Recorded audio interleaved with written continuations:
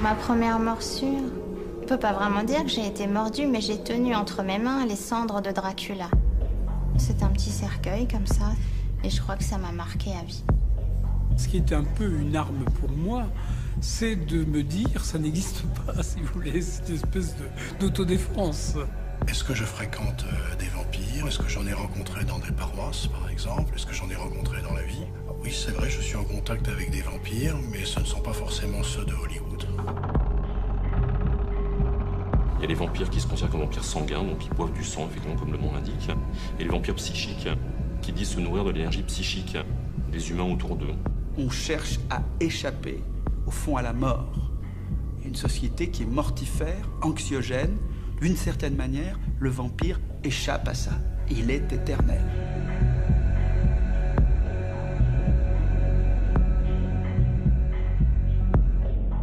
Une sorte de monstre, une sorte d'entité maléfique. Mais en même temps, c'est notre moi profond, c'est toutes nos pulsions refoulées, c'est nos désirs cachés. Le vampire, c'est l'équivalent d'une personne qui serait perverse sur le plan caractériel, quelqu'un qui a besoin de faire le mal pour survivre. J'ai cessé d'avoir peur graduellement, je dis à l'âge de 10-11 ans. Et puis, par contre, ma peur de ce monde-ci, des exactions des vampires, elle, n'a cessé de grandir depuis l'âge de 10 ans.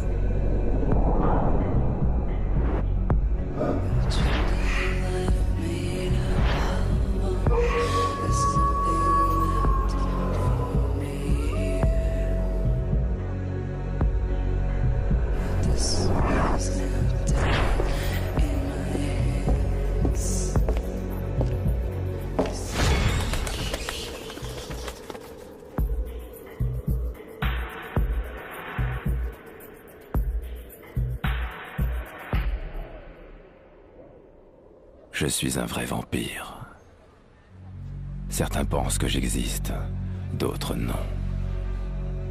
Je n'ai pas d'âme, mais j'influence la race humaine.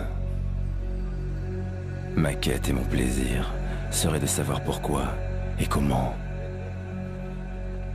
Il y a des siècles que je vis comme cela, seul, au milieu des mortels. Depuis mon réveil dans ce cimetière, je descends en ville chaque nuit pour me nourrir.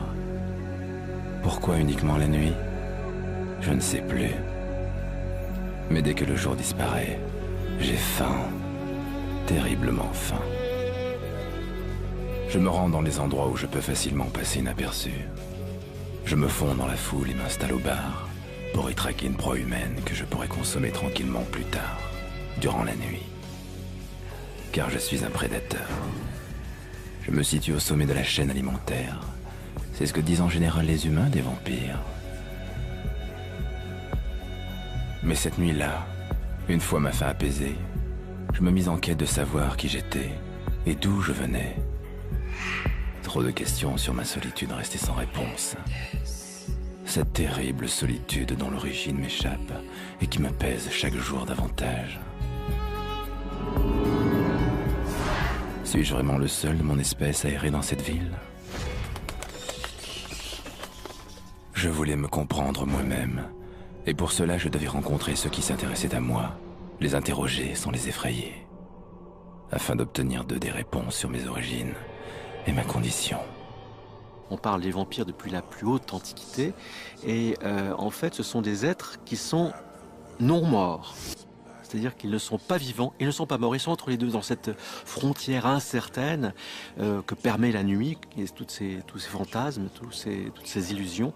Et ce sont ces non-morts qui inquiètent effectivement les vivants. Pourquoi? Parce qu'ils sont la preuve, puisqu'on parle souvent de témoignages, de vampirisme, ils sont la preuve que les morts continuent à vivre, mais souvent pour créer justement des choses terrifiantes. Les croyances aux vampires, elles existent un peu partout. C'est vrai qu'on trouve des croyances très anciennes dans la Grèce antique ou même à Rome.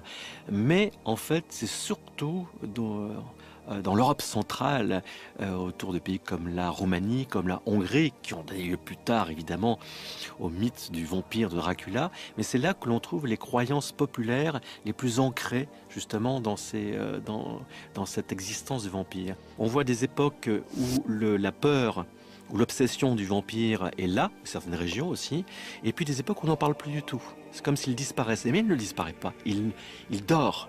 Le vampire dort de son sommeil éternel dans son cercueil au fond d'une cave ou au fond d'une crypte, et parfois il se réveille. Quand il se réveille, il revient parmi les vivants, et on le reconnaît par le fait que justement il ne s'intègre pas. Pourquoi ? Parce qu'il a peut-être cette mémoire des temps très anciens, il a cette obsession de lui-même, qu'il ne peut pas se donner à l'autre. Il prend, le vampire c'est lui qui prend, celui qui suce le sang et la vigueur de l'autre, il ne donne rien. Je crois que c'est comme ça qu'on peut définir le vampire, c'est celui qui prend et qui ne donne pas. Ne donnant pas, il ne donne rien de lui, même pas sa vie, même pas sa mort. Et donc il reste là en sommeil, tapis. Et de temps en temps il apparaît, il disparaît, il revient. On parle du vampire, on parle aussi de la vampire. Elle est aussi présente, la vampire femme.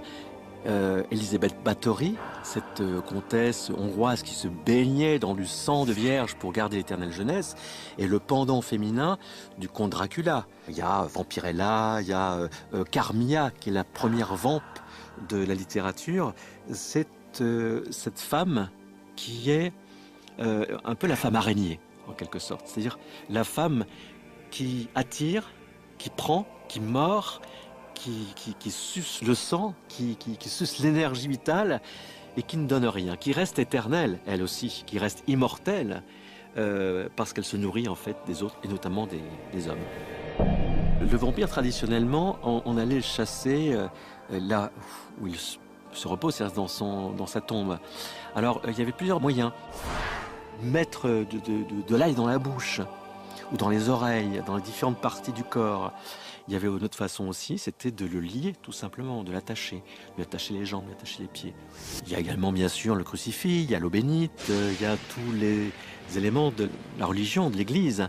Évidemment, la meilleure façon, c'était celle du pieu.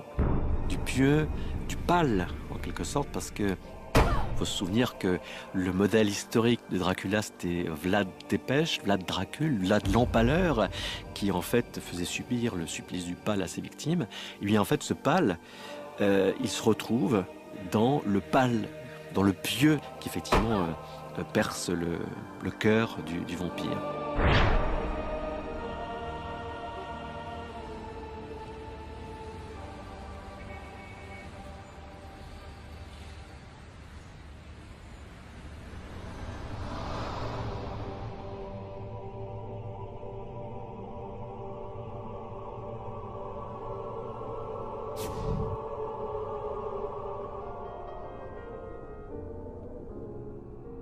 Il faut remonter aux origines même de l'homme pour rencontrer cette fascination à la fois pour la mort et pour le sang.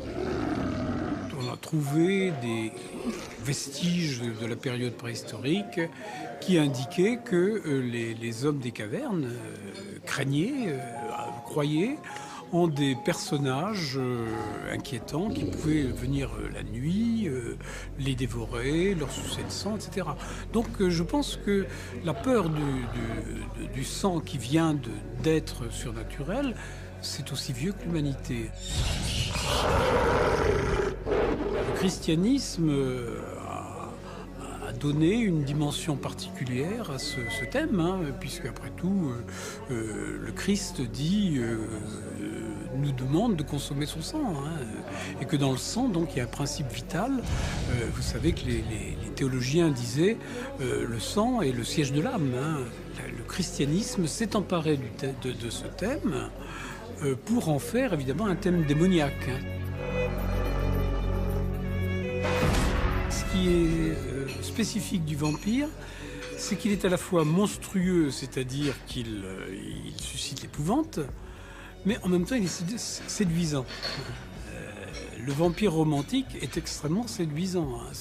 C'est véritablement le héros byronien qui est maudit des hommes, maudit de Dieu, mais qui a une certaine superbe, qui a un certain panache, et devant lequel on est finalement, on a une certaine admiration.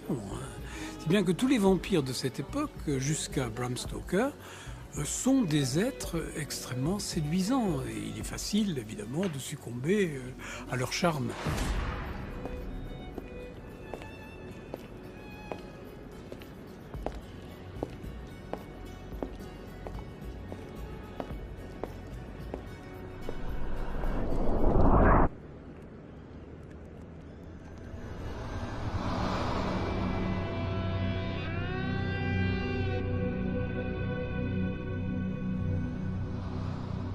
Il est une image de la condition humaine.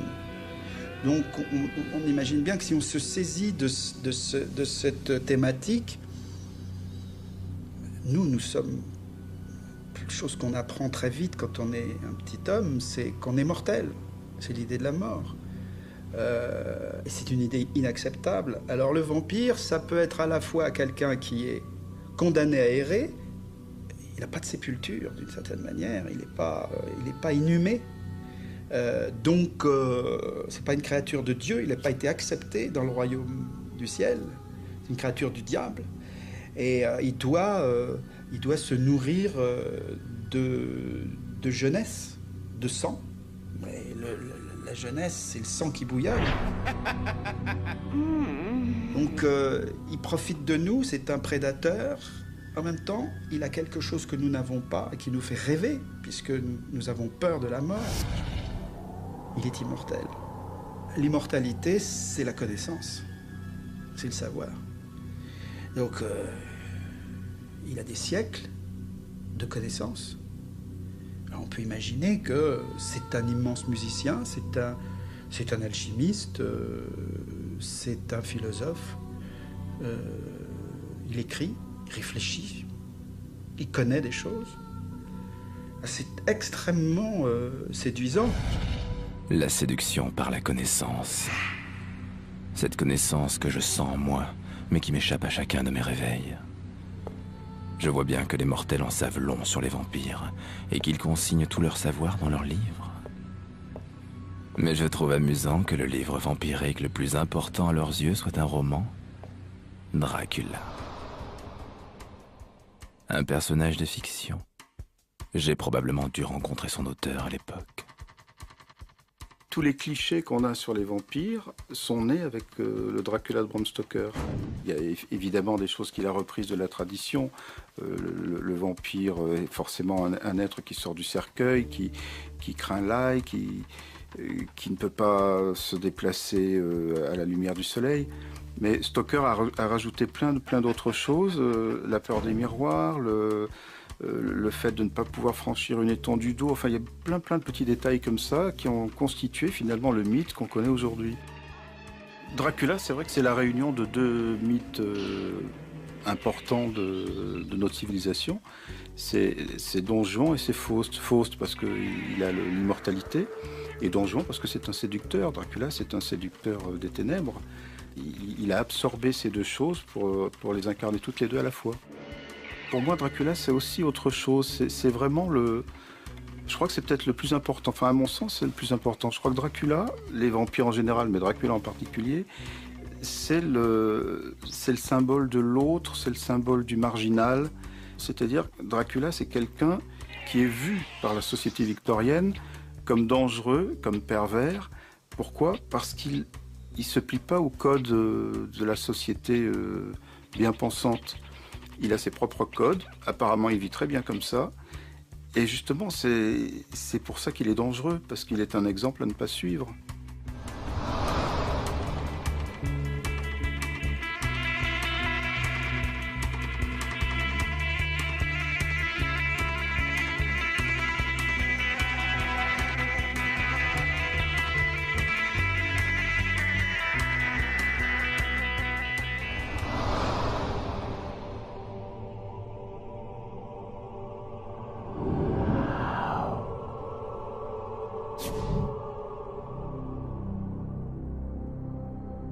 Le vampire, c'est forcément un être hors norme. Alors soit il y a des vampires totalement individualistes, comme Dracula, en tout cas dans le roman de Bram Stoker, qui ont envie d'être seuls, pas forcément tout seuls, mais ils veulent asservir les autres. Donc lui, il va choisir la capitale londonienne pour faire des esclaves. Et puis il y a le vampire à la Anne Rice. Là, c'est le vampire qui, justement, cherche un compagnon, mais qui n'y arrive pas. Même s'il trouve un compagnon, il va se transformer, il va perdre cette étincelle d'humanité. Et puis, il y a un des romans qui a été aussi déclencheur dans ma recherche, c'est « Je suis une légende » de Richard Matheson, où on voit toute l'espèce humaine qui mute, qui devient des vampires, à l'exception d'un seul. C'est celui qui reste un humain et c'est lui qui devient un monstre. Et donc, ça nous montre quand même que le vampire... Les écrivains ont voulu aussi traiter de la tolérance à travers lui. C'est ça qui m'a intéressée. Le vampire, il attire forcément parce que déjà, il est immortel. En plus, beaucoup de vampires, aussi bien en littérature qu'en cinéma, restent éternellement beaux, jeunes, ou en tout cas peuvent le redevenir. Donc on a tous peur de la mort. Et puis, il y a cette dimension qui est donnée au cinéma, et puis avec les vampires d'Anne Rice, ou en littérature de Fred Saberhagen, qui reprend Dracula, mais de son point de vue, où on montre que le vampire peut sublimer l'amour, que l'amour va devenir plus fort que la mort. Ça peut être une fusion dans l'éternité. Le vampire représente toujours nos angoisses, selon les époques. Alors, c'est vrai que... Quand c'est Bram Stoker qui écrit, on lui présente une croix, il s'enfuit, on l'asperge d'eau bénite, il brûle. Mais de nos jours, finalement, un prêtre lui fera beaucoup moins peur qu'un psychanalyste, qui risque de briser en lui sa carapace de monstre, et donc de devenir humain. Ça évolue avec notre époque. Le vampire aussi, il s'adapte. C'est vrai qu'il me faut peu de temps pour m'adapter aux humains à chacun de mes réveils.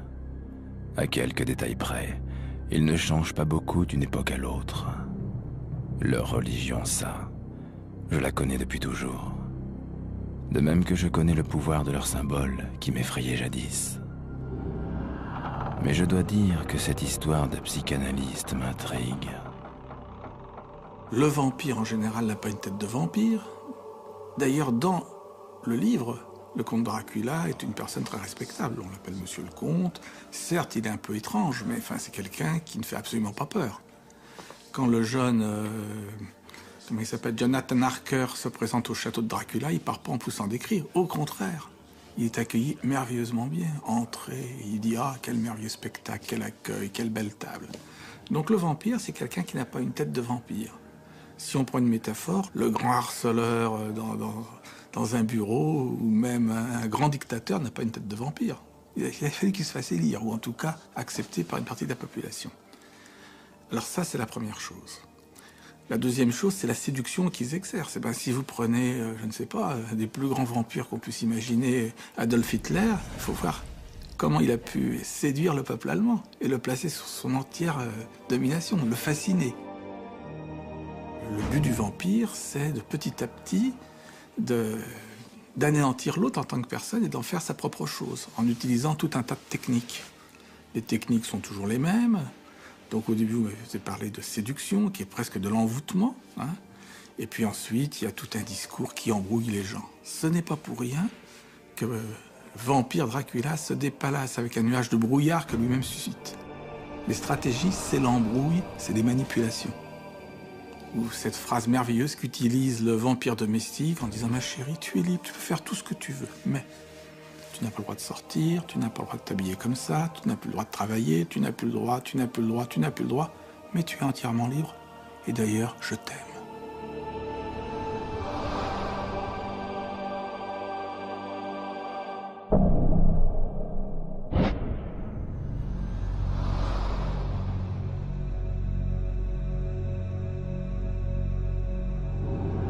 Moi, je crois que c'est notre peur à tous.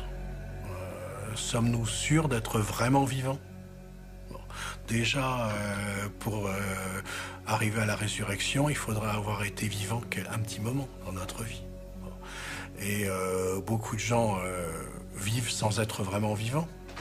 Et moi, à mon avis, le vampire, il fait écho à ça. c'est vraiment quelqu'un que l'on tue avec un pieu dans le cœur. C'est une image qui veut dire qu'on le tue en lui faisant mal au cœur. Pourquoi est-ce qu'on lui fait mal au cœur? C'est parce que c'est un malade du cœur. Et c'est par exemple quelqu'un qui va venir me parler de l'amour de Dieu, de l'amour que les chrétiens doivent avoir envers les autres, etc. Et qui va me parler que de cet amour, de façon presque obsessionnelle. Et je vais, en grattant un peu, m'apercevoir que c'est quelqu'un qui n'aime pas ses enfants, qui n'aime pas sa femme, qui n'aime personne. Et il va essayer de se servir de moi pour que je lui renvoie en miroir la croyance qu'il est capable d'aimer. C'est quelqu'un qui est un véritable obsédé du droit et du dogme, parce que ces gens-là sont souvent très attirés par le dogme. Et donc, dès qu'il y a du dogme ou de la loi ou des principes un peu trop rigides, ça attire ces gens-là. Donc, c'est vrai que j'ai à travailler et à évangéliser des vampires, finalement. Suis-je un monstre sans âme? Un représentant des angoisses et des déviances humaines? C'est pour cela que je suis un mythe, un archétype, un modèle de leurs propres conditions, de leur aliénation. Car je vois bien qu'ils ressentent à la fois de l'attirance et de la répulsion pour moi.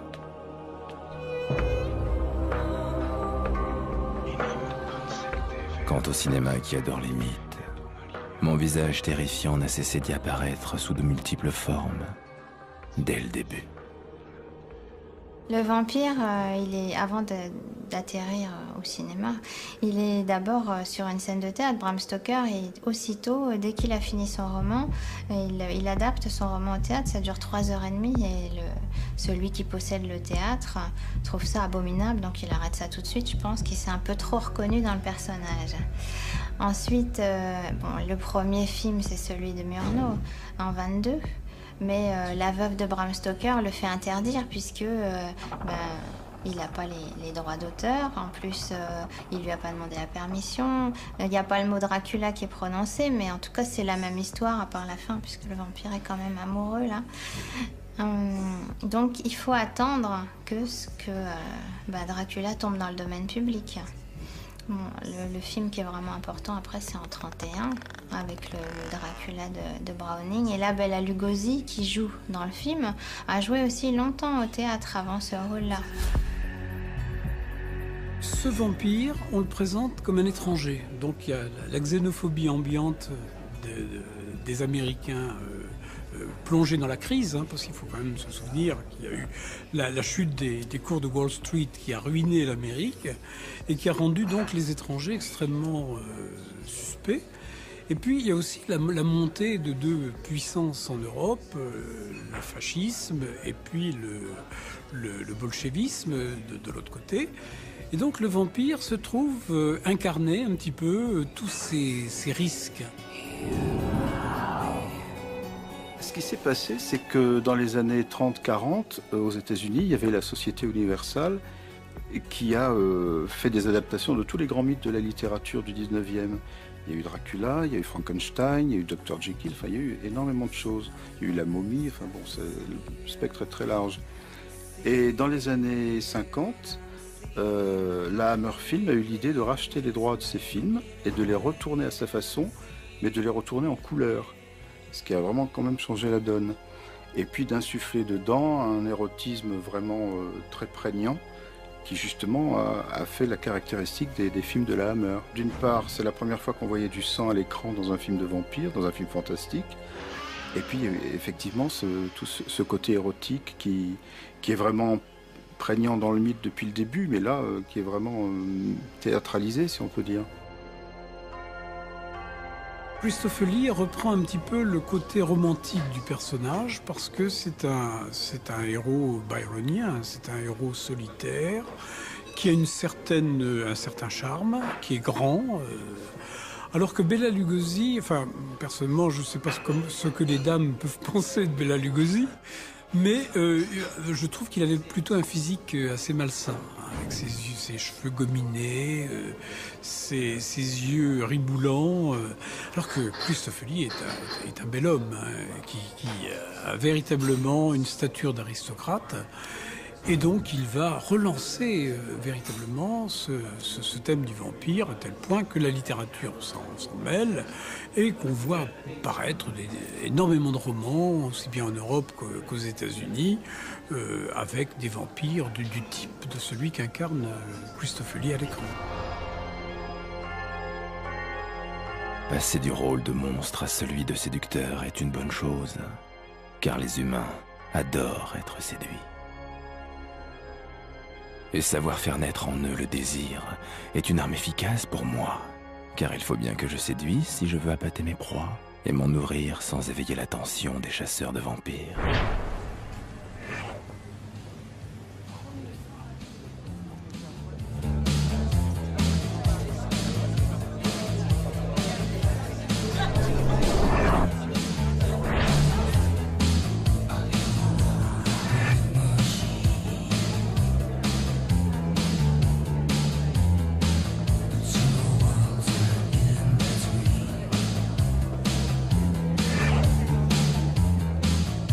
Le vampire, son arme, c'est cette séduction, cette fascination qu'il exerce. En fait, il n'a rien besoin de faire. En réalité, on va vers lui. C'est ça qui est très troublant. D'ailleurs, dans ce mythe du vampire, c'est que le vampire, en fait, il génère un désir. On va vers lui parce qu'il est étrange. Et en fait, après, il prend. Il prend, il ne donne rien en échange. Et c'est le principe de la séduction, en quelque sorte. C'est-à-dire, c'est un prédateur. C'est un prédateur qui avale ses victimes et qui ne laisse rien d'elles. Et les victimes elles-mêmes, et c'est comme ça que s'établit la filière vampirique, deviennent également des vampires. Pour survivre, elles sont obligées d'aller chercher ailleurs cette vitalité qui leur a été volée. Et c'est ainsi que s'établit, à travers les siècles, dit-on, une filière vampirique qui se fait par la morsure, qui se fait par la substance vitale ou par le sang, et qui est sans fin. Parce que la littérature et le cinéma ont profondément modifié par rapport au mythe traditionnel du vampire, c'est que dans les légendes d'Europe centrale, le vampire s'attaque à tout être humain, qu'il soit vieux, jeune, quel que soit son sexe. Alors que dans la littérature, pendant très longtemps, le vampire ne s'attaquait exclusivement qu'à des êtres, à des personnages du sexe opposé. Autrement dit, il y a eu un isomorphisme qui s'est créé entre l'acte vampirique, c'est-à-dire le fait de mordre à la jugulaire, et l'acte amoureux, voire l'acte sexuel. Et c'est pourquoi, peu à peu, le cinéma s'est emparé évidemment de cela, et que la morsure a un côté éminemment sensuel.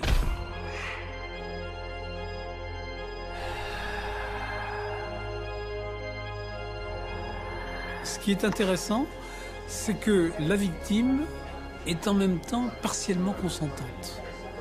Parce que finalement, elle s'aperçoit que c'est une espèce de viol, mais un viol qui serait agréable.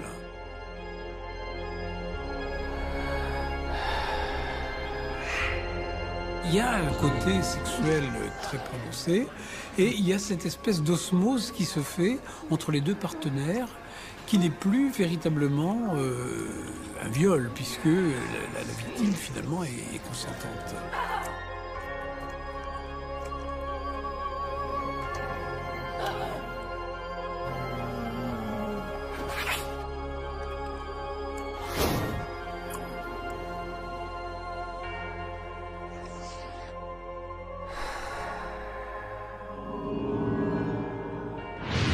Le vampire, s'il est en haut de la chaîne alimentaire, pour moi c'est possible s'il appartient à une espèce parallèle à la nôtre. C'est comme s'il y avait deux espèces qui avaient cohabité dès le début de l'humanité.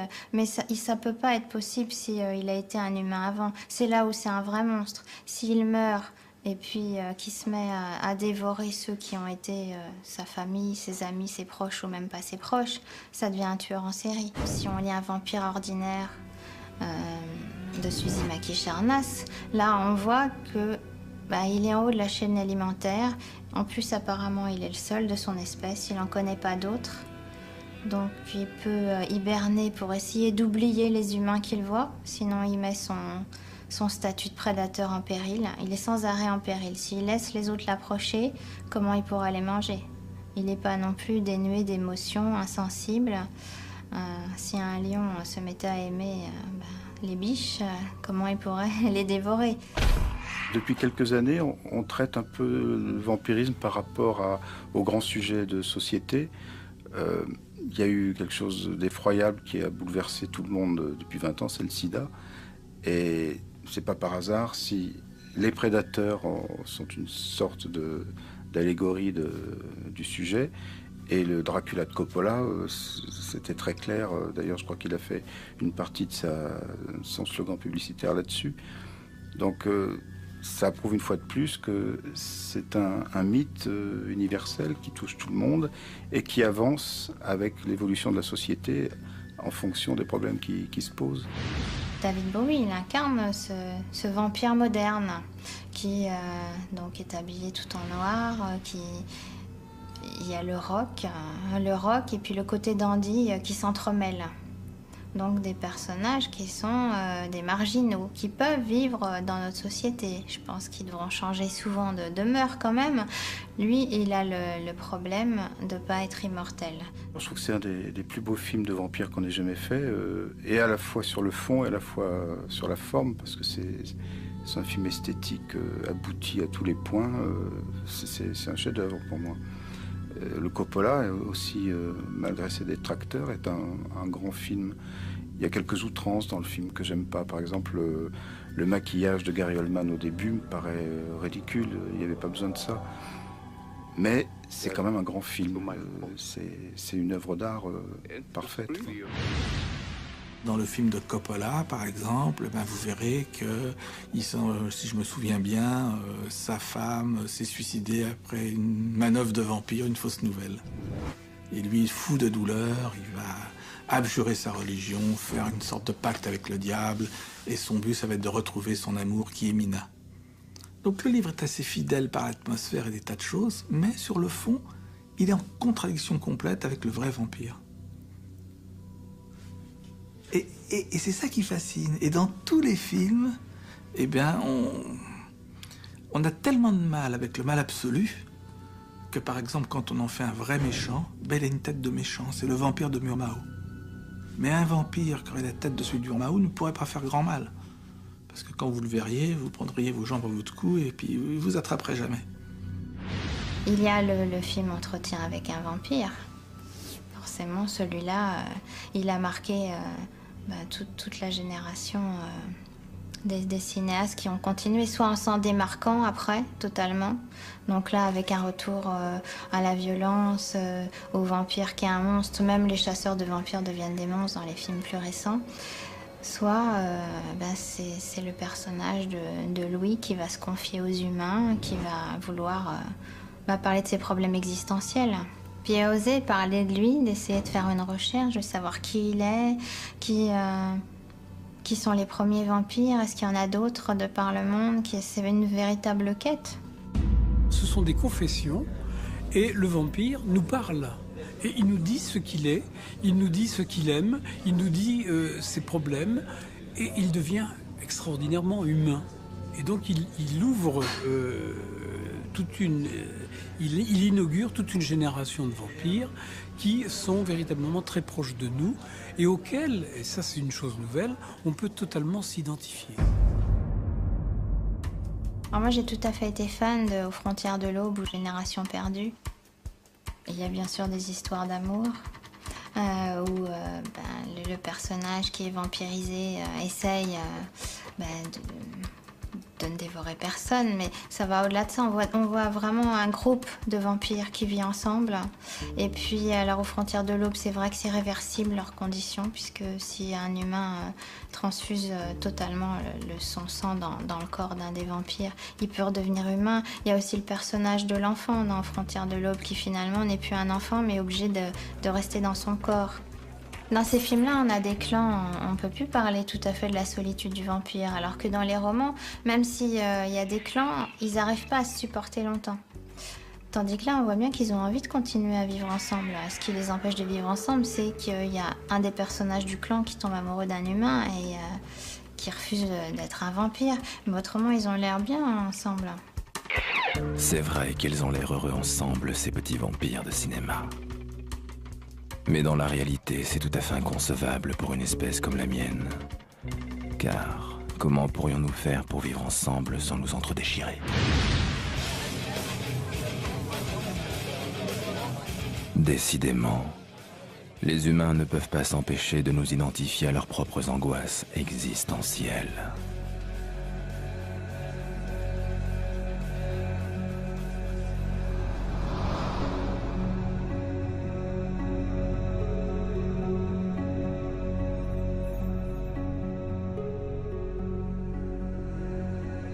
C'est pas la société qui se calque sur le vampire, j'ai l'impression que c'est le vampire qui se calque sur la société moderne.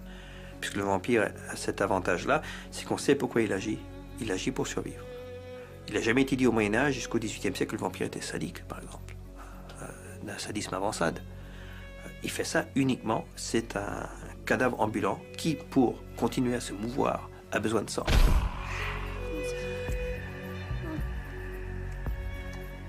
Maintenant, on ajoute ce qu'on appelle insult to injury, on ajoute l'insulte à la blessure, c'est qu'on prend son pied presque en mordant quelqu'un. Et là, je pense que c'est le côté humain qui prévaut, c'est la méchanceté humaine qui se calque sur la méchanceté toute relative des vampires d'antan. Ce qui veut dire que les humains, en quelque sorte, sont plus méchants que les vampires. Ce que je reproche aussi à Anne Rice. Le vampire, il prend le sang parce qu'il veut se nourrir. Pourquoi ajouter la blessure? Donc, à partir des films d'Anne Rice, le vampire ne se contente plus de mordre, il arrache la gorge des victimes. Clairement pour que les vampires ne reviennent pas, et clairement pour les faire souffrir. Ça, je trouve ça un peu malsain. Mais ça, c'est la nouvelle mode aussi, les nouveaux codes, je dirais, dans le film de vampires d'aujourd'hui. Évidemment, ce que les auteurs actuels essaient de faire, c'est de gommer tous les aspects magiques du vampirisme. C'est-à-dire que les vampires n'ont plus peur de l'ail, ce qui était un peu ridicule. Ils ne craignent plus nécessairement les crucifix. Le contact d'une hostie consacrée ne les brûle plus. Le seul tabou qui subsiste, enfin le seul interdit qui subsiste pour eux, la seule impossibilité, c'est de paraître au soleil. Le soleil les carbonise instantanément.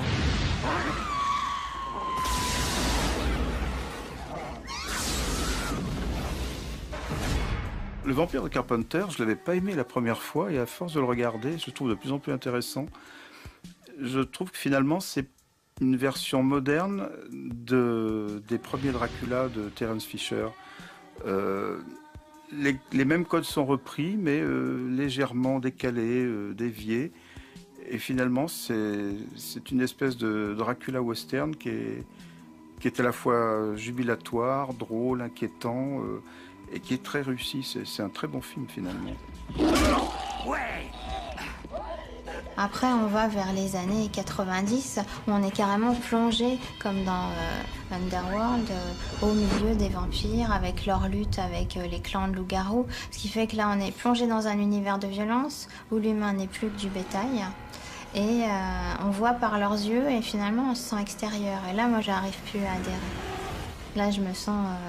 totalement en dehors, c'est pas le vampire que j'ai envie de voir. Les images sont filmées de plus en plus rapidement, certainement pour se calquer sur les jeux vidéo, et que ça prend un rythme souvent insupportable. Et que le scénario en pâtit, parce que souvent il n'y a pas de scénario. Comme certains... Ce que je reproche à Underworld, c'est que l'histoire était très belle, hein, opposer une génération de loups-garous à une opposition de vampires. Ça, c'était très fort. Ils n'ont pas su l'exploiter, ça. Il y a des petits budgets qui sont très forts, comme Central Park Driver, un chauffeur de taxi vampire qui ne s'attaque aux femmes qui veulent se suicider la nuit. Comme ça, en les immortalisant, ils les empêchent de se tuer. Ça, c'est une belle histoire d'amour. Comme Blade, qui est un film aussi intéressant. Alors, mais là aussi, on va plus vers ce qui est actuel. Soit on est dans l'excès, la violence, soit ce sont des personnages, des super-héros de comics qui sont mis en scène. Et finalement, les cinéastes qui traitent de ces thèmes-là, ils aiment avant tout la bande dessinée, je pense. Même si Blade, ce que j'aime bien, c'est que c'est un humain. qui n'est jamais mort. Donc c'est possible d'avoir un vampire qui n'est pas mort. Et on pourrait dire le mot bacille vampirique, comme dans Je suis une légende. Ce qui l'a contaminé, en tout cas, c'est répandu dans son ADN. Et il est obligé de vivre avec ça. Les chauves-souris qu'on voit dans Van Helsing, on les voit pendant un quart d'heure au moins. D'ailleurs, ça coûte cher, donc il faut les montrer. Je ne sais pas si c'est ça qui dépanne le succès d'un film, mais le film en perd son âme. Et c'est vrai que la Hammer Film avait basé ses films sur l'âme, sur l'histoire, sur le scénario, sur l'ambiance. Et ça a cessé d'avoir du succès au début des années 70 parce que les gens voulaient autre chose, les gens voulaient du sang. Mais on va peut-être y revenir, j'espère.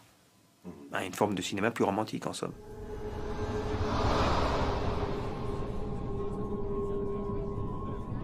Le vampire, c'est un personnage qui sort de toutes les normes. Et je pense que la jeunesse actuelle, la génération actuelle de jeunes, est un peu déçue par le monde qu'on lui a fait. La société de consommation a bien des attraits, mais elle peut être aussi très monotone. Je pense que les jeunes lecteurs découvrent d'autres valeurs à travers ce personnage, à tort ou à raison, mais je pense qu'il y a véritablement une fascination pour le personnage du vampire. Et cela, c'est vrai, particulièrement de ce personnage-là, parce que le loup-garou ou d'autres personnages fantastiques sont loin d'avoir d'exercer le même attrait.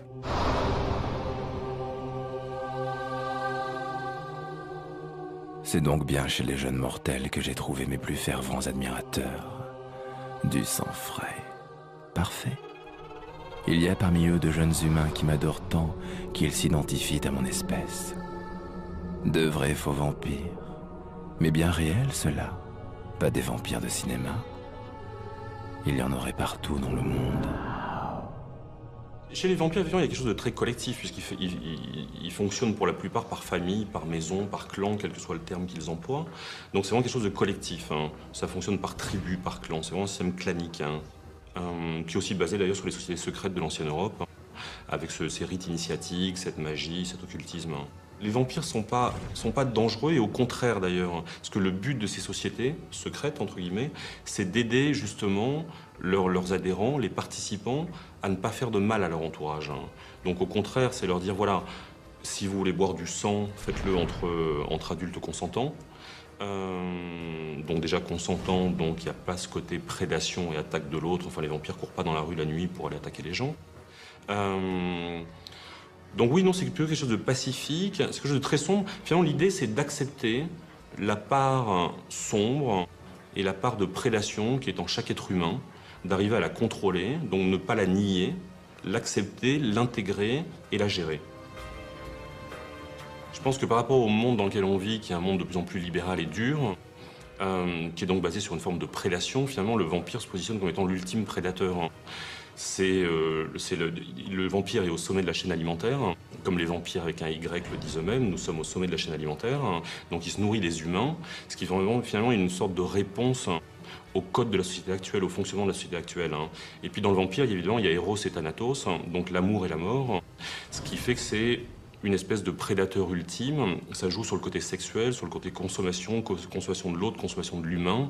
Donc le vampire, finalement, est une créature qui est assez parfaite. C'est une espèce d'ultime prédateur, comme le monstre d'Alien peut être l'ultime prédateur dans l'espace. Le vampire est assez parfait par rapport à aujourd'hui. Et au travers de ce personnage fantastique, c'est aussi une manière de s'échapper de la dureté du quotidien, de la dureté du monde dans lequel on vit. Ce qui donne une pirouette assez amusante d'ailleurs, parce que dans une société comme la société américaine, où finalement les structures sociales sont en pleine déliquescence, finalement la réponse aux jeunes en difficulté vient de structures aussi ahurissantes que les familles de vampires. Quelque part, c'est l'acceptation de l'autre, c'est le fait que l'autre accepte qu'on soit différent et qu'on réagisse peut-être pas forcément de la même façon, qu'on ait justement son mode de vie à soi et qu'on se moule pas comme tout le monde dans le même moule. C'est vraiment une vision philosophique en fait, c'est une façon d'être qui n'est pas celle de tout le monde. Et je crois d'ailleurs que ça explique le succès du mythe, notamment chez les gothiques. Il y a eu les punks, il y a eu les new wave, et c'était pas du tout comparable.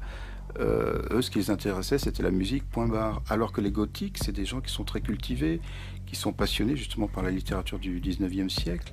Donc c'est vraiment un courant fort, c'est pas anecdotique en fait. Je ne confonds pas les gothiques avec les vampires. Bon, il y a une petite catégorie de gothiques qui se réclament du vampirisme, mais c'est plus par romantisme noir que par vrai vampirisme. Et moi, je trouve que justement les goths sont un mouvement qui protège des vampires qu'il y a dans la société, tout autour de nous. Depuis l'ouverture du musée, je lutte toujours contre les mères de famille qui veulent réserver le musée pour le goûter des enfants de moins de 10 ans le mercredi après-midi. Parce que pour eux, c'est uniquement ludique, c'est drôle. Les vampires, ça n'existe pas, donc on ne voit pas pourquoi ce serait intéressant d'en parler. Alors quand je dis aux parents, venez vous-même, ils disent non, je reviendrai quand mon fils aura 12 ans. Ils ne comprennent pas l'intérêt métaphorique. Bon, il faut un minimum d'imagination, c'est ce que je demande aux gens. Ils aiment lire, ils aiment se raconter des histoires, ils aiment les histoires. Tout le monde n'a pas de l'imagination, c'est un musée participatif. Ce que je dis correspond à l'imaginaire des gens. C'est souvent très mal perçu d'aimer les vampires, le vampirisme, parce que les gens oublient que derrière, il y a tout un background, si on veut, de littérature, de cinéma, de littérature, de culture. Pour les gens du commun, quand on s'intéresse à ça, c'est que soit qu'on est un peu fêlé, soit qu'on appartient à une secte. Enfin, ça peut pas être quelque chose de normal, ça peut pas être vu comme quelque chose de normal, de naturel. Il y a des étudiants qui viennent pour leurs études, pour faire des mémoires ou des thèses sur les vampires. Il y a des gens qui viennent par romantisme, il y a des gens qui croient aux vampires, il y a des gens qui aimeraient y croire. Il y a des gens qui viennent par curiosité littéraire historique, il y a des gens qui viennent comme exutoire. J'ai beaucoup d'infirmières qui viennent. Infirmières, c'est des métiers durs, qui côtoient la mort, et qui ont l'impression peut-être que s'ils croyaient qu'il puisse y avoir un au-delà, qu'on puisse revenir, c'est pas par la forme. Les légendes leur paraissent beaucoup plus immédiates d'accès que les religions. Et beaucoup plus poétiques peut-être. Donc les gens viennent quelquefois pour se libérer, pour se ressourcer, pour avoir de l'espoir. J'ai été étonné au départ de ça, et puis généralement, parce que je leur donne, les histoires que je leur raconte, ça correspond à ça, et ça les aide quelque part. Même les enfants, c'est pas de la psychanalyse, c'est juste en utilisant les légendes elles-mêmes. Il y a un exutoire, il y a une thérapie par les légendes. Si on demande aux plus jeunes pourquoi vous aimez les vampires, ils vont vous répondre parce qu'on aime avoir peur.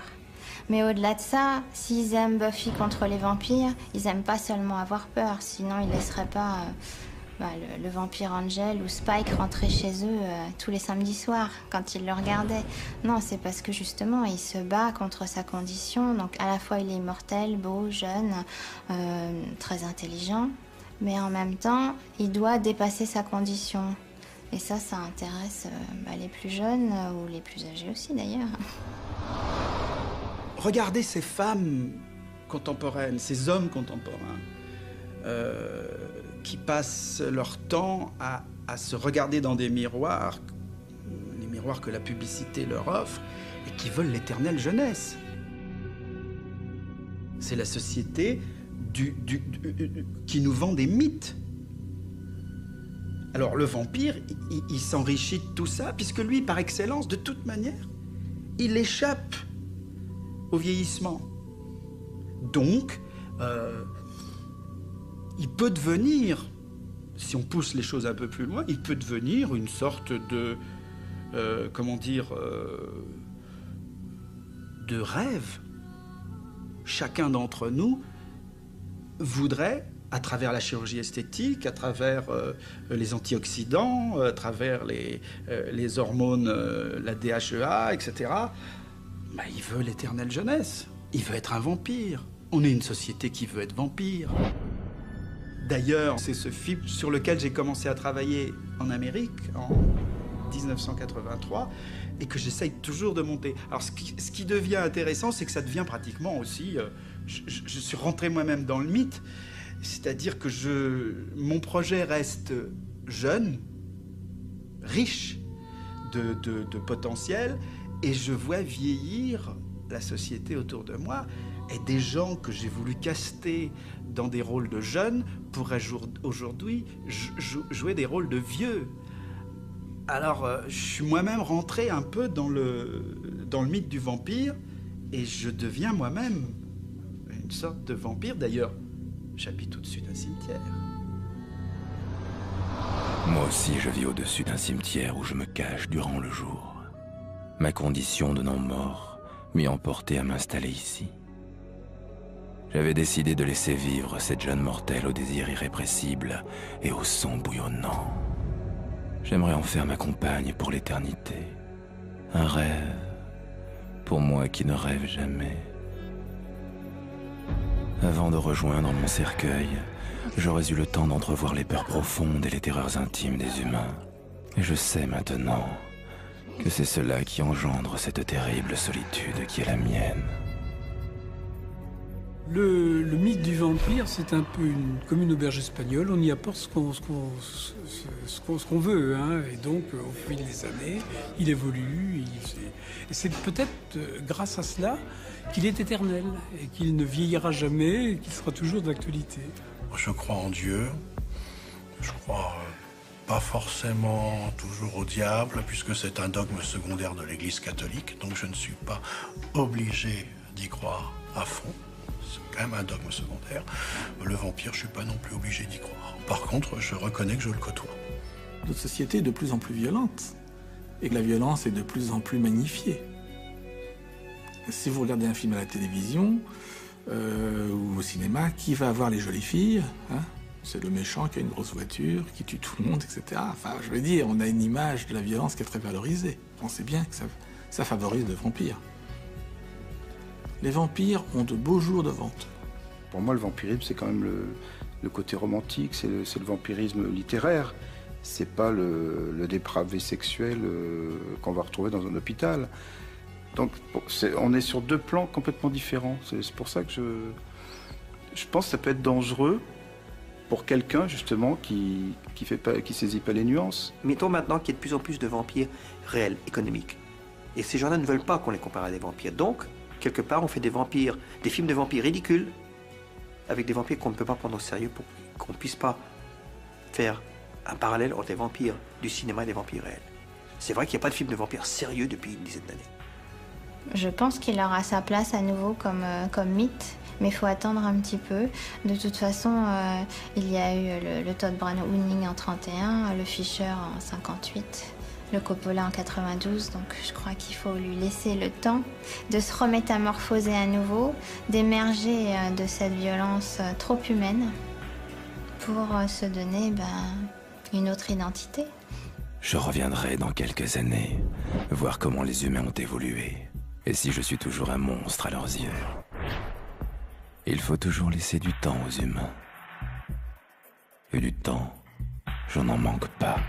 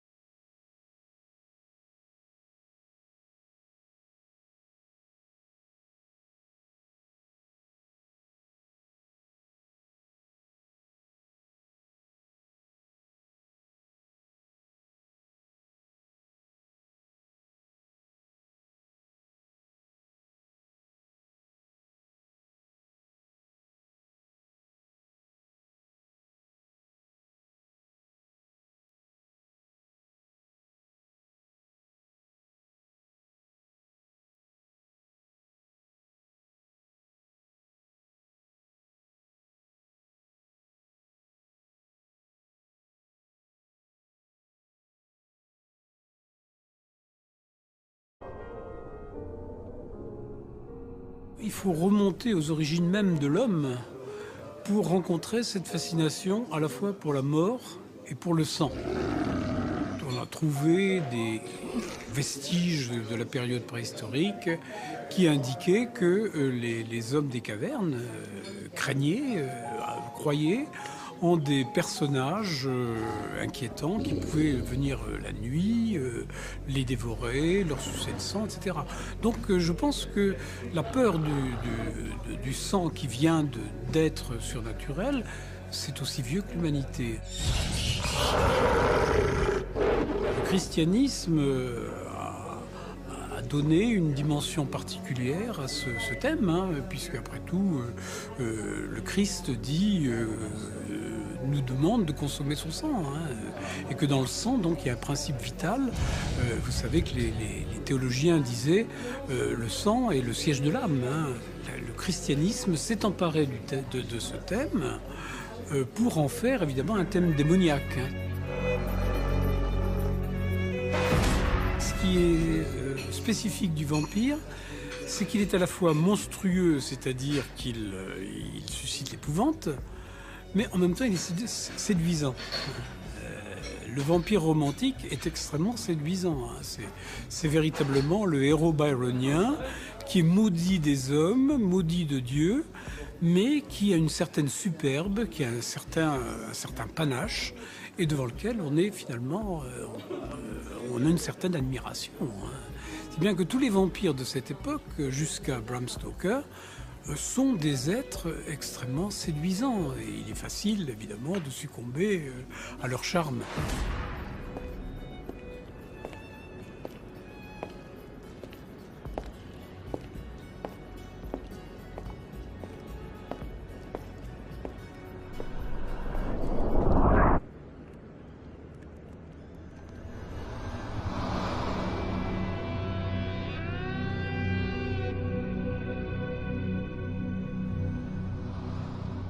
Il est une image de la condition humaine.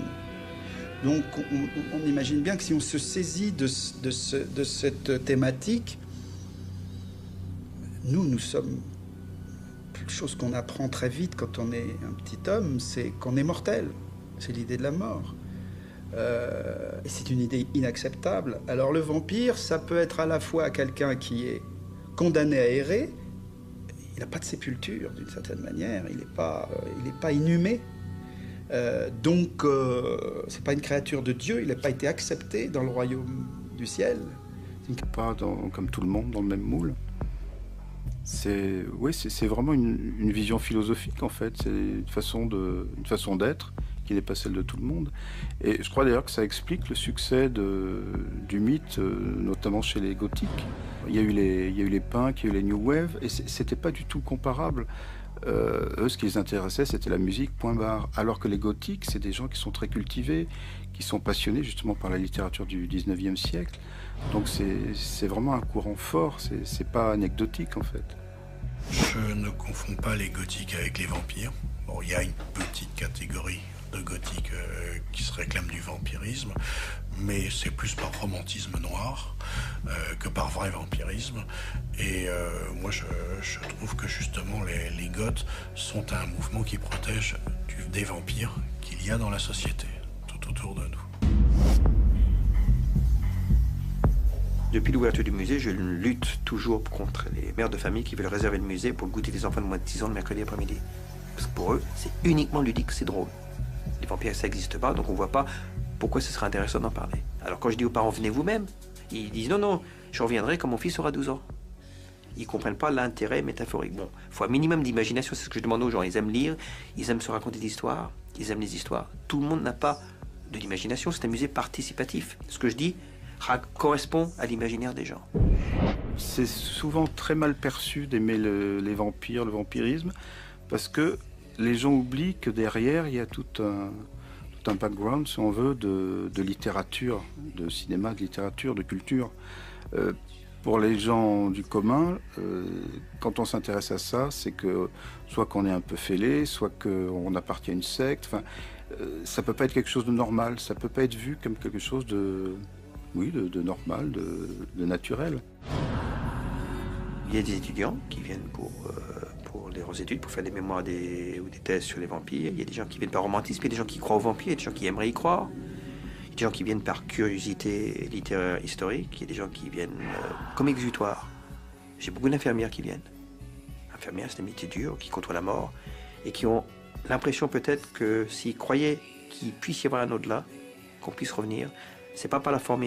Les légendes leur paraissent beaucoup plus immédiates d'accès que les religions. Et beaucoup plus poétiques peut-être. Donc les gens viennent quelquefois pour se libérer, pour se ressourcer, pour avoir de l'espoir. J'ai été étonné au départ de ça, et puis généralement, parce que je leur donne, les histoires que je leur raconte, ça correspond à ça, et ça les aide quelque part, même les enfants. C'est pas de la psychanalyse, c'est juste en utilisant les légendes elles-mêmes. Il y a un exutoire, il y a une thérapie par les légendes. Si on demande aux plus jeunes pourquoi vous aimez les vampires, ils vont vous répondre parce qu'on aime avoir peur. Mais au-delà de ça, s'ils aiment Buffy...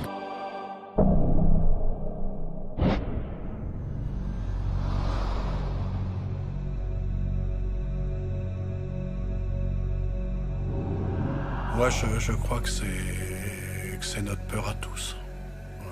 Sommes-nous sûrs d'être vraiment vivants? Bon. Déjà, pour arriver à la résurrection, il faudrait avoir été vivant un petit moment dans notre vie. Bon. Et beaucoup de gens vivent sans être vraiment vivants. Bon. Et moi, à mon avis, le vampire, il fait écho à ça. Bon. C'est vraiment quelqu'un que l'on tue avec un pieu dans le cœur. C'est une image qui veut dire qu'on le tue en lui faisant mal au cœur. Pourquoi est-ce qu'on lui fait mal au cœur? C'est parce que c'est un malade du cœur.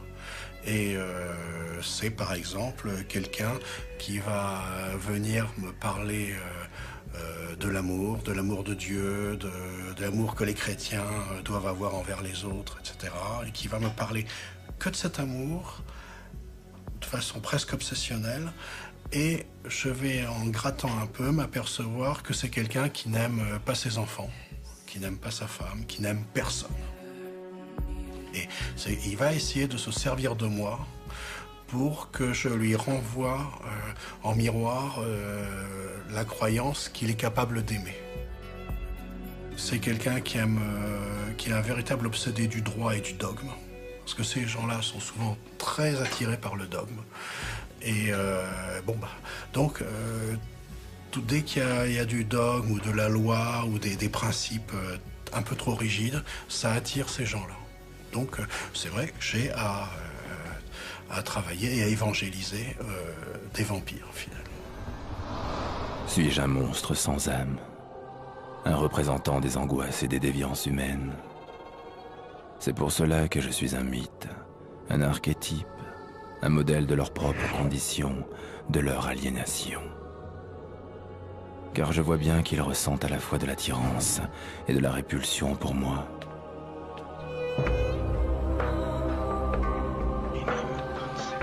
Quant au cinéma qui adore les mythes, mon visage terrifiant n'a cessé d'y apparaître sous de multiples formes, dès le début. Le vampire, avant d'atterrir au cinéma, il est d'abord sur une scène de théâtre. Bram Stoker, et aussitôt, dès qu'il a fini son roman, il adapte son roman au théâtre. Ça dure 3h30 et celui qui possède le théâtre trouve ça abominable, donc il arrête ça tout de suite. Je pense qu'il s'est un peu trop reconnu dans le personnage. Ensuite, le premier film, c'est celui de Murnau, en 22, mais Vampire ordinaire de Suzy Mackie-Charnas, là on voit que il est en haut de la chaîne alimentaire. En plus, apparemment, il est le seul de son espèce, il n'en connaît pas d'autres. Donc il peut hiberner pour essayer d'oublier les humains qu'il voit, sinon il met son statut de prédateur en péril. Il est sans arrêt en péril. S'il laisse les autres l'approcher, comment il pourra les manger? Il n'est pas non plus dénué d'émotions, insensible. Si un lion se mettait à aimer les biches, comment il pourrait les dévorer? Depuis quelques années, on traite un peu le vampirisme par rapport aux grands sujets de société. Il y a eu quelque chose d'effroyable qui a bouleversé tout le monde depuis 20 ans, c'est le sida. Et c'est pas par hasard si les prédateurs sont une sorte d'allégorie du sujet. Et le Dracula de Coppola, c'était très clair. D'ailleurs, je crois qu'il a fait une partie de son slogan publicitaire là-dessus. Donc, ça prouve une fois de plus que c'est un mythe universel qui touche tout le monde et qui avance avec l'évolution de la société en fonction des problèmes qui se posent. David Bowie, il incarne ce vampire moderne qui donc est habillé tout en noir, il y a le rock et puis le côté dandy qui s'entremêlent. Donc des personnages qui sont des marginaux, qui peuvent vivre dans notre société. Je pense qu'ils devront changer souvent de demeure quand même. Lui, il a le problème de ne pas être immortel. Je trouve que c'est un des plus beaux films de vampires qu'on ait jamais fait, et à la fois sur le fond et à la fois sur la forme, parce que c'est un film esthétique abouti à tous les points. C'est un chef-d'œuvre pour moi. Le Coppola aussi, malgré ses détracteurs, est un grand film. Il y a quelques outrances dans le film que j'aime pas. Par exemple, le maquillage de Gary Oldman au début me paraît ridicule. Il n'y avait pas besoin de ça. Mais c'est quand même un grand film. C'est une œuvre d'art parfaite. Dans le film de Coppola, par exemple, vous verrez que, si je me souviens bien, sa femme s'est suicidée après une manœuvre de vampire, une fausse nouvelle. Et lui, fou de douleur, il va abjurer sa religion, faire une sorte de pacte avec le diable, et son but, ça va être de retrouver son amour qui est Mina. Donc le livre est assez fidèle par l'atmosphère et des tas de choses, mais sur le fond, il est en contradiction complète avec le vrai vampire. Et c'est ça qui fascine. Et dans tous les films, eh bien, on a tellement de mal avec le mal absolu que, par exemple, quand on en fait un vrai méchant, il a une tête de méchant. C'est le vampire de Murnau. Mais un vampire... Au milieu des vampires, avec leur lutte avec les clans de loups-garous, ce qui fait que là, on est plongé dans un univers de violence où l'humain n'est plus que du bétail. Et on voit par leurs yeux et finalement, on se sent extérieur. Et là, moi, j'arrive plus à adhérer. Là, je me sens totalement en dehors. C'est pas le vampire que j'ai envie de voir. Les images sont filmées de plus en plus rapidement, certainement pour se calquer sur les jeux vidéo, et que ça prend un rythme souvent insupportable. Et que le scénario en pâtit, parce que souvent, il n'y a pas de scénario. Comme certains... Ce que je reproche à Underworld, c'est que l'histoire était très belle, hein, opposer une génération de loups-garous à une opposition de vampires. Ça, c'était très fort. Ils n'ont pas su l'exploiter, ça. Il y a des petits budgets qui sont très forts, comme Central Park Driver, un chauffeur de taxi vampire qui ne s'attaque aux femmes qui veulent se suicider la nuit. Comme ça, en les immortalisant, il les empêche de se tuer. Ça, c'est une belle histoire d'amour. Comme Blade, qui est un film aussi intéressant. Alors, mais là aussi, on va plus vers ce qui est actuel. Soit on est dans l'excès, la violence, soit ce sont des personnages, des super-héros de comics qui sont mis en scène. Et finalement, les cinéastes qui traitent de ces thèmes-là, ils aiment avant tout la bande dessinée, je pense. Même si Blade, ce que j'aime bien, c'est que c'est un humain qui n'est jamais mort. Donc c'est possible d'avoir un vampire qui n'est pas mort. Et on pourrait dire le mot bacille vampirique, comme dans Je suis une légende. Ce qui l'a contaminé, en tout cas, c'est répandu dans son ADN. Et il est obligé de vivre avec ça. Les chauves-souris qu'on voit dans Van Helsing, on les voit pendant un quart d'heure au moins. D'ailleurs, ça coûte cher, donc il faut les montrer. Je ne sais pas si c'est ça qui dépanne le succès d'un film, mais le film en perd son âme. Et c'est vrai que la Hammer Film avait basé ses films sur l'âme, sur l'histoire, sur le scénario, sur l'ambiance. Et ça a cessé d'avoir du succès au début des années 70, parce que les gens voulaient autre chose, les gens voulaient du sang. Mais on va peut-être y revenir, j'espère. À une forme de cinéma plus romantique, en somme.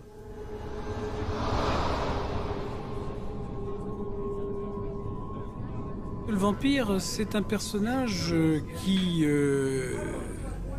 sort de toutes les normes.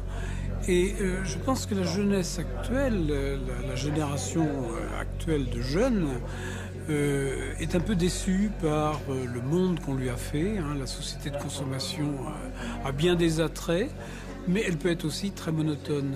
Je pense que les jeunes lecteurs découvrent d'autres valeurs à travers ce personnage, à tort ou à raison, hein, mais je pense qu'il y a véritablement une fascination pour le personnage du vampire. Et cela, c'est vrai, particulièrement de ce personnage-là, parce que le loup-garou ou d'autres personnages fantastiques sont loin d'avoir d'exercer le même attrait.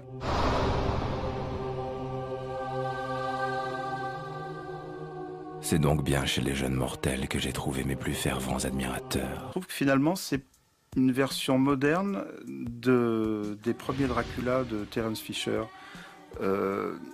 Les mêmes codes sont repris, mais légèrement décalés, déviés. Et finalement, c'est une espèce de Dracula western qui est à la fois jubilatoire, drôle, inquiétant, et qui est très réussi. C'est un très bon film, finalement. Ouais. Après, on va vers les années 90, où on est carrément plongé, comme dans Underworld, au milieu des vampires, avec leur lutte avec les clans de loups-garous. Ce qui fait que là, on est plongé dans un univers de violence, où l'humain n'est plus que du bétail. Et on voit par leurs yeux, et finalement, on se sent extérieur. Et là, moi, j'arrive plus à adhérer. Là, je me sens totalement en dehors. C'est pas le vampire que j'ai envie de voir. Les images sont filmées de plus en plus rapidement, certainement pour se calquer sur les jeux vidéo, et que ça prend un rythme souvent insupportable. Et que le scénario en pâtit, parce que souvent, il n'y a pas de scénario. Comme certains... Ce que je reproche à Underworld, c'est que l'histoire était très belle, hein, opposée. Une génération de loups-garous et une opposition de vampires. Ça, c'était très fort. Ils n'ont pas su l'exploiter, ça. Il y a des petits budgets qui sont très forts, comme Central Park Driver, un chauffeur de taxi vampire qui ne s'attaque aux femmes qui veulent se suicider la nuit. Comme ça, en les immortalisant, il les empêche de se tuer. Ça, c'est une belle histoire d'amour. Comme Blade, qui est un film aussi intéressant. Alors, mais là aussi, on va plus vers ce qui est actuel, soit on est dans l'excès, la violence, soit ce sont des personnages, des super-héros de comics qui sont mis en scène. Et finalement, les cinéastes qui traitent de ces thèmes-là, ils aiment avant tout la bande dessinée, je pense. Même si Blade, ce que j'aime bien, c'est que c'est un humain qui n'est jamais mort. Donc c'est possible d'avoir un vampire qui n'est pas mort. Et on pourrait dire le mot bacille vampirique, comme dans Je suis une légende. Ce qui l'a contaminé, en tout cas, c'est répandu dans son ADN. Et il est obligé de vivre avec ça. Les chauves-souris qu'on voit dans Van Helsing, on les voit pendant un quart d'heure au moins. Ça coûte cher, donc il faut les montrer. Je ne sais pas si c'est ça qui dépanne le succès d'un film, mais le film en perd son âme. Et c'est vrai que la Hammer Film avait basé ses films sur l'âme, sur l'histoire, sur le scénario, sur l'ambiance. Et ça a cessé d'avoir du succès au début des années 70, parce que les gens voulaient autre chose, les gens voulaient du sang. Mais on va peut-être y revenir, j'espère. À une forme de cinéma plus romantique, en somme.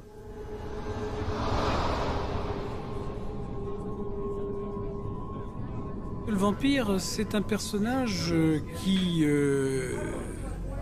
sort de toutes les normes. Et je pense que la jeunesse actuelle, la génération actuelle de jeunes, est un peu déçue par le monde qu'on lui a fait. Hein. La société de consommation a bien des attraits, mais elle peut être aussi très monotone. Une tiers où je me cache durant le jour. Ma condition de non-mort m'y emportait à m'installer ici. J'avais décidé de laisser vivre cette jeune mortelle au désir irrépressible et au sang bouillonnant. J'aimerais en faire ma compagne pour l'éternité. Un rêve, pour moi qui ne rêve jamais. Avant de rejoindre mon cercueil, j'aurais eu le temps d'entrevoir les peurs profondes et les terreurs intimes des humains. Et je sais maintenant que c'est cela qui engendre cette terrible solitude qui est la mienne. Le mythe du vampire, c'est un peu comme une auberge espagnole. On y apporte ce qu'on veut. Hein. Et donc, au fil des années, il évolue.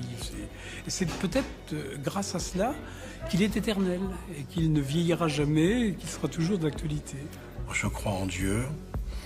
Je crois pas forcément toujours au diable, puisque c'est un dogme secondaire de l'Église catholique. Donc je ne suis pas obligé d'y croire à fond.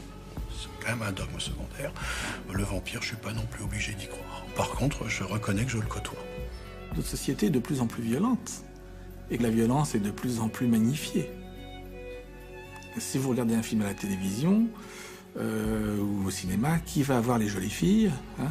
C'est le méchant qui a une grosse voiture, qui tue tout le monde, etc. Enfin, je veux dire, on a une image de la violence qui est très valorisée. On sait bien que ça favorise le vampire.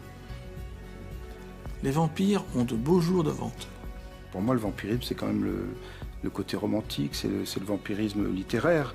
C'est pas le dépravé sexuel qu'on va retrouver dans un hôpital. Donc, on est sur deux plans complètement différents. C'est pour ça que je pense que ça peut être dangereux pour quelqu'un, justement, qui saisit pas les nuances. Mettons maintenant qu'il y a de plus en plus de vampires réels, économiques.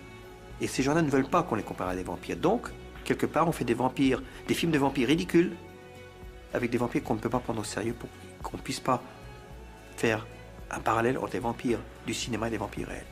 C'est vrai qu'il n'y a pas de film de vampires sérieux depuis une dizaine d'années. Je pense qu'il aura sa place à nouveau comme mythe, Mais il faut attendre un petit peu. De toute façon, il y a eu le Todd Browning en 31, le Fisher en 58, le Coppola en 92. Donc je crois qu'il faut lui laisser le temps de se remétamorphoser à nouveau, d'émerger de cette violence trop humaine pour se donner une autre identité.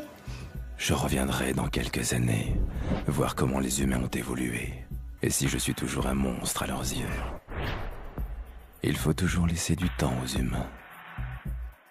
Et du temps, je n'en manque pas. Christ dit, nous demande de consommer son sang, et que dans le sang, donc, il y a un principe vital. Vous savez que les théologiens disaient le sang est le siège de l'âme. Le christianisme s'est emparé de ce thème pour en faire évidemment un thème démoniaque. Ce qui est spécifique du vampire, c'est qu'il est à la fois monstrueux, c'est-à-dire qu'il suscite l'épouvante, mais en même temps il est séduisant. Le vampire romantique est extrêmement séduisant. C'est véritablement le héros byronien qui est maudit des hommes, maudit de Dieu, mais qui a une certaine superbe, qui a un certain panache, et devant lequel on est finalement, on a une certaine admiration. C'est bien que tous les vampires de cette époque, jusqu'à Bram Stoker, sont des êtres extrêmement séduisants. Et il est facile, évidemment, de succomber à leur charme.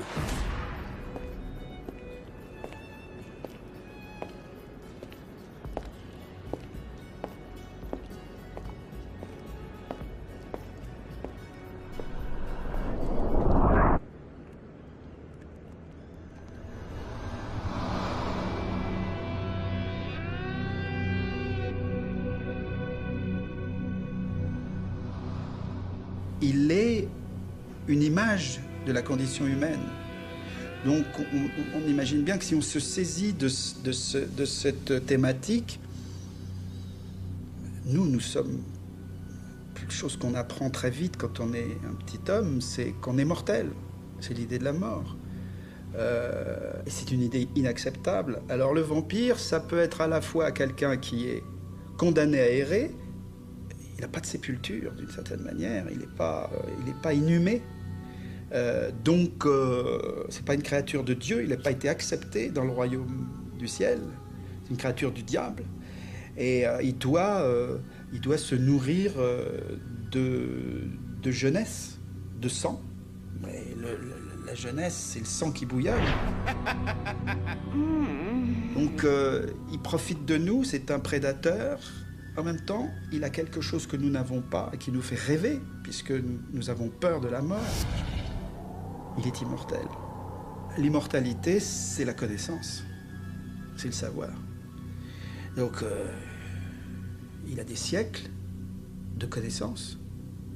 Alors, on peut imaginer que c'est un immense musicien, c'est un alchimiste, c'est un philosophe. Il écrit. Il réfléchit, il connaît des choses. C'est le thème du vampire à tel point que la littérature s'en mêle et qu'on voit paraître énormément de romans, aussi bien en Europe qu'aux États-Unis, avec des vampires du type de celui qu'incarne Christopher Lee à l'écran. Passer du rôle de monstre à celui de séducteur est une bonne chose, car les humains adorent être séduits. Et savoir faire naître en eux le désir est une arme efficace pour moi, car il faut bien que je séduise si je veux appâter mes proies et m'en nourrir sans éveiller l'attention des chasseurs de vampires.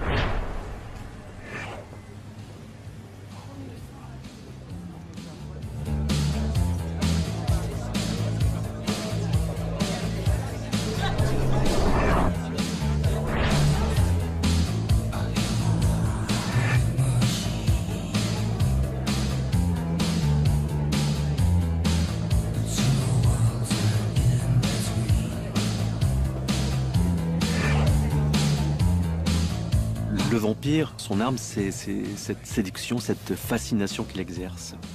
En fait, il n'a rien besoin de faire, en réalité, on va vers lui. C'est ça qui est très troublant, d'ailleurs, dans ce mythe du vampire, c'est que le vampire, en fait, il génère un désir. On va vers lui parce qu'il est étrange. Et en fait, après, il prend. Il prend, il ne donne rien en échange. Et c'est le principe de la séduction, en quelque sorte. C'est-à-dire, c'est un prédateur. C'est un prédateur qui avale ses victimes et qui ne laisse rien d'elles. Et les victimes elles-mêmes, et c'est comme ça que s'établit la filière vampirique, deviennent également des vampires.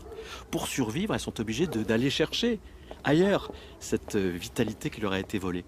Et c'est ainsi que s'établit, à travers les siècles, dit-on, une filière vampirique qui se fait par la morsure, qui se fait par la substance vitale ou par le sang, et qui est sans fin. Parce que la littérature et le cinéma ont profondément modifié par rapport au mythe traditionnel du vampire, c'est que dans les légendes d'Europe centrale, le vampire s'attaque à tout être humain, qu'il soit vieux, jeune, quel que soit son sexe. Alors que dans la littérature, pendant très longtemps, le vampire ne s'attaquait exclusivement qu'à des êtres, à des personnages du sexe opposé. Autrement dit, il y a eu un isomorphisme qui s'est créé entre l'acte vampirique, c'est-à-dire le fait de mordre à la jugulaire, et l'acte amoureux, voire l'acte sexuel. Et c'est pourquoi, peu à peu, le cinéma s'est emparé évidemment de cela, et que la morsure a... Il doit se nourrir de jeunesse, de sang. Mais la jeunesse, c'est le sang qui bouillonne. Donc, il profite de nous, c'est un prédateur. En même temps, il a quelque chose que nous n'avons pas et qui nous fait rêver, puisque nous avons peur de la mort. Il est immortel. L'immortalité, c'est la connaissance, c'est le savoir. Donc, il a des siècles de connaissances. Alors, on peut imaginer que c'est un immense musicien, c'est un alchimiste, c'est un philosophe. Il écrit, il réfléchit, il connaît des choses. C'est extrêmement séduisant. La séduction par la connaissance. Cette connaissance que je sens en moi, mais qui m'échappe à chacun de mes réveils. Je vois bien que les mortels en savent long sur les vampires, et qu'ils consignent tout leur savoir dans leurs livres. Mais je trouve amusant que le livre vampirique le plus important à leurs yeux soit un roman, Dracula. Un personnage de fiction. J'ai probablement dû rencontrer son auteur à l'époque. Tous les clichés qu'on a sur les vampires sont nés avec le Dracula de Bram Stoker. Il y a évidemment des choses qu'il a reprises de la tradition. Le vampire est forcément un être qui sort du cercueil, qui craint l'ail, qui ne peut pas se déplacer à la lumière du soleil. Mais Stoker a rajouté plein d'autres choses. La peur des miroirs, le fait de ne pas pouvoir franchir une étendue d'eau. Enfin, il y a plein de petits détails comme ça qui ont constitué finalement le mythe qu'on connaît aujourd'hui. Dracula, c'est vrai que c'est la réunion de deux mythes importants de notre civilisation. C'est Don Juan et c'est Faust. Faust parce qu'il a l'immortalité et Don Juan parce que c'est un séducteur. Dracula, c'est un séducteur des ténèbres. Il a absorbé ces deux choses pour les incarner toutes les deux à la fois. Pour moi, Dracula, c'est aussi autre chose. C'est vraiment je crois que c'est peut-être le plus important. Enfin, à mon sens, c'est le plus important. Je crois que Dracula, les vampires en général, mais Dracula en particulier, c'est le symbole de l'autre, c'est le symbole du marginal. C'est-à-dire, Dracula, c'est quelqu'un qui est vu par la société victorienne comme dangereux, comme pervers. Pourquoi ? Parce qu'il ne se plie pas au code de la société bien pensante. Il a ses propres codes, apparemment il vit très bien comme ça. Et justement, c'est pour ça qu'il est dangereux, parce qu'il est un exemple à ne pas suivre.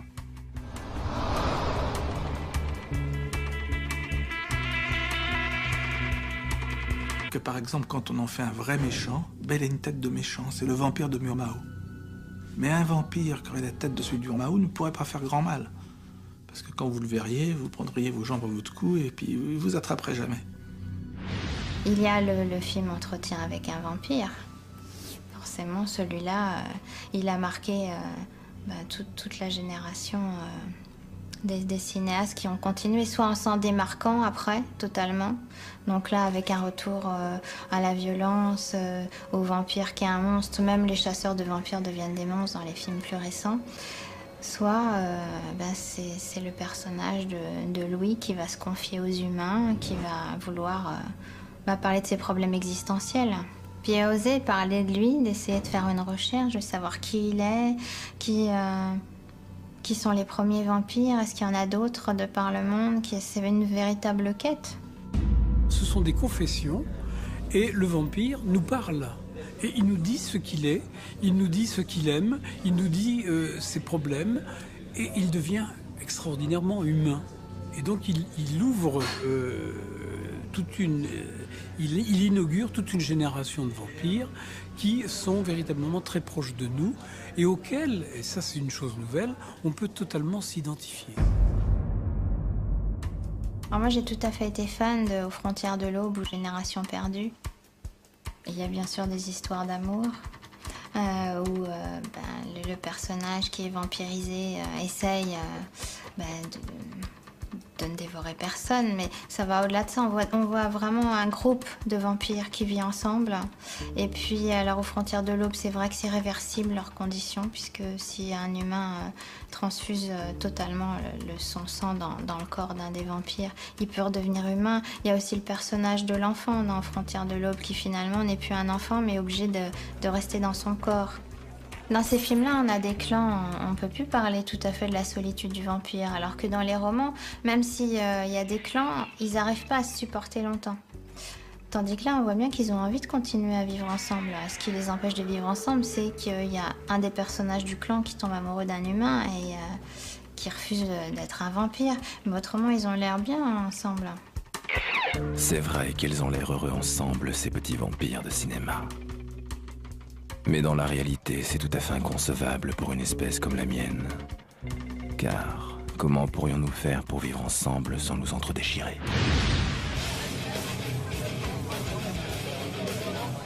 Décidément, les humains ne peuvent pas s'empêcher de nous identifier à leurs propres angoisses existentielles.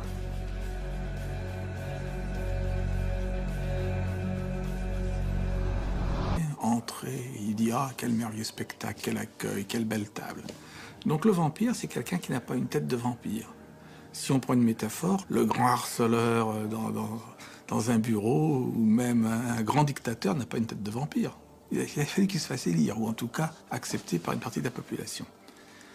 Alors ça, c'est la première chose. La deuxième chose, c'est la séduction qu'ils exercent. Et ben, si vous prenez, je ne sais pas, un des plus grands vampires qu'on puisse imaginer, Adolf Hitler, il faut voir comment il a pu séduire le peuple allemand et le placer sous son entière domination, le fasciner. Le but du vampire, c'est de petit à petit d'anéantir l'autre en tant que personne et d'en faire sa propre chose, en utilisant tout un tas de techniques. Les techniques sont toujours les mêmes. Donc au début, je vous ai parlé de séduction, qui est presque de l'envoûtement. Hein. Et puis ensuite, il y a tout un discours qui embrouille les gens. Ce n'est pas pour rien que le vampire Dracula se dépalace avec un nuage de brouillard que lui-même suscite. Les stratégies, c'est l'embrouille, c'est des manipulations.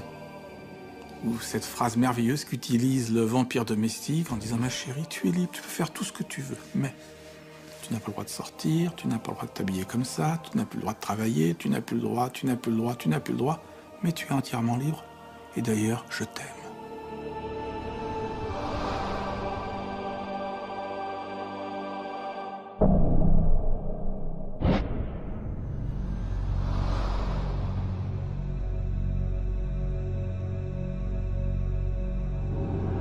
Moi, je crois que c'est notre peur à tous. Sommes-nous sûrs d'être vraiment vivants? Bon. Déjà, pour arriver à la résurrection, il faudra avoir été vivant un petit moment dans notre vie. Bon. Et beaucoup de gens vivent sans être vraiment vivants. Bon. Et moi, à mon avis, le vampire, il fait écho à ça. Bon. C'est vraiment quelqu'un que l'on tue avec un pieu dans le cœur. C'est une image qui veut dire qu'on le tue en lui faisant mal au cœur. Pourquoi est-ce qu'on lui fait mal au cœur? C'est parce que c'est un malade du cœur. Et c'est par exemple quelqu'un qui va venir me parler de l'amour de Dieu, de l'amour que les chrétiens doivent avoir envers les autres, etc. Et qui va me parler que de cet amour, de façon presque obsessionnelle. Et je vais, en grattant un peu, m'apercevoir que c'est quelqu'un qui n'aime pas ses enfants, qui n'aime pas sa femme, qui n'aime personne. Et il va essayer de se servir de moi pour que je lui renvoie en miroir la croyance qu'il est capable d'aimer. C'est quelqu'un